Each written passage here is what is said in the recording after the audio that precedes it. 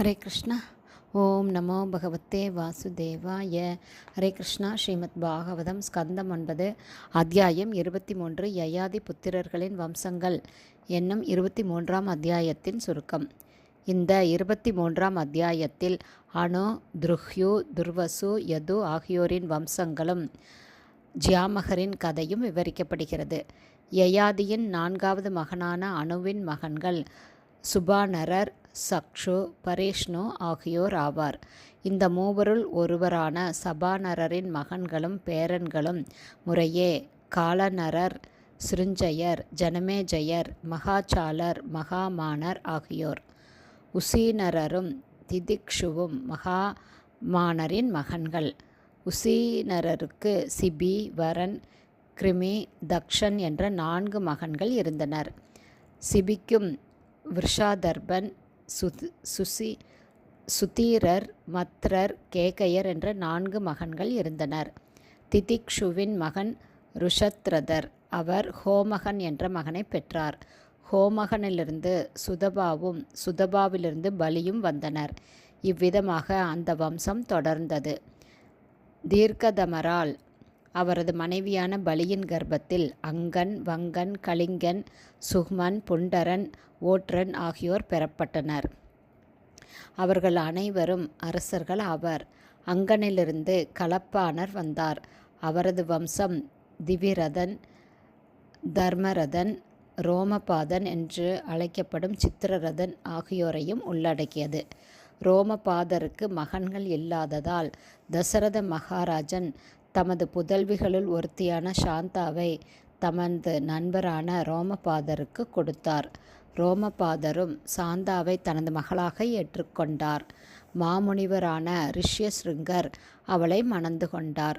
ரிஷ்யஸ்ருங்கரின் கருணையால் ரோமபாதருக்கு சதுரங்கன் என்ற மகன் வந்தார். சதுரங்கனின் மகன் பிருதுலாக்ஷர். அவருக்கு பிருகத்ரதர், பிருகத்கர்மா, பிருகத்பானு என்ற 3 மகன்கள் இருந்தனர். பிருகத்ரதரிலிருந்து பிருகத்மானா என்ற மகன் வந்தார். அவரது பரம்பரையில் வந்த மகன்களும் பேரன்களும் ஜெயத்ரதன், விஜயன், திருதி, திருதவ்ரதன், சத்கர்மா, அனித்ரதன் ஆகியோர். குந்தியால் கைவிடப்பட்ட மகனான கர்ணனை அதிரதன் ஏற்றுக்கொண்டார். கர்ணனின் மகன் விருஷசேனன்.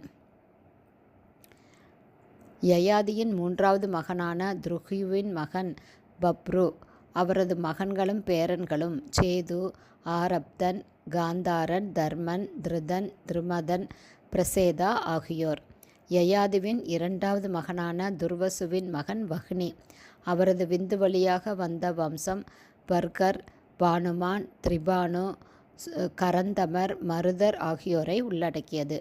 குழந்தையற்ற மருதர் பூரு வம்சத்தை சேர்ந்த துஷ்மந்தரை தனது வளர்ப்பு மகனாக ஏற்றுக்கொண்டார். துஷ்மந்த மகாராஜா தனது ராஜ்யத்தை திரும்ப பெற விரும்பியதால் பூரு வம்சத்திற்கு திரும்பிச் சென்றார்.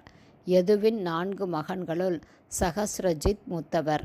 சகஸ்ரஜித்தின் மகன் சதஜித். அவருக்கு 3 மகன்கள். அவர்களுள் ஒருவர் ஹைஹயர். ஹைஹயரின் வம்சத்திலுள்ள மகன்களும் பேரன்களும் முறையே தர்மர், நேத்ரர், குந்தி, சோகஞ்சி, மகிஷ்மான், பத்ரசேனர், தனகர், கிருதவீரியர், அர்ஜுனர், ஜெயத்வஜர், தாளஜங்கர், வீதிஹேத்ரர் ஆகியோர். வீதிஹேத்ரரின் மகன் மது. அவரது மூத்த மகன் விருஷ்ணி எனப்படுவார். யது, மது, விருஷ்ணி ஆகியோரின் காரணத்தால் அவர்களது வம்சங்கள் யாதவ, மாதவ மற்றும் விருஷ்ணி வம்சங்கள் எனப்படுகின்றன. யதுவின் மற்றொரு மகன் குரோஷ்டர். அவரிலிருந்து விருஜினவான், சுவாஹிதர், விஷக்கு, சித்திரரதர், சசபிந்து, பிருதுஸ்ரவர், தர்மர், உசனா, ருஷகர் ஆகியோர் வந்தனர். ருஷகருக்கு 5 மகன்கள். அவர்களுள் ஒருவர் ஜியாமகர் எனப்பட்டார். ஜியாமகருக்கு மகன்கள் இல்லை. ஆனால் தேவர்களின் கருணையால் குழந்தையற்ற அவரது மனைவி விதர்பன் என்ற ஒரு மகனை பெற்றாள். ஹரே கிருஷ்ணா. ஸ்ரீமத் பாகவதம் ஸ்கந்தம் 9 அத்தியாயம் 23 யயாதி புத்திரர்களின் வம்சங்கள் என்னும் 23ஆம் அத்தியாயத்தின் சுருக்கம் இவ்வாறு நிறைவடைந்தது. ஹரே கிருஷ்ணா. ஸ்ரீல குருதேவ்க்கு ஜெய். பிரபுபாதுக்கு ஜெய். ஹரி போல்.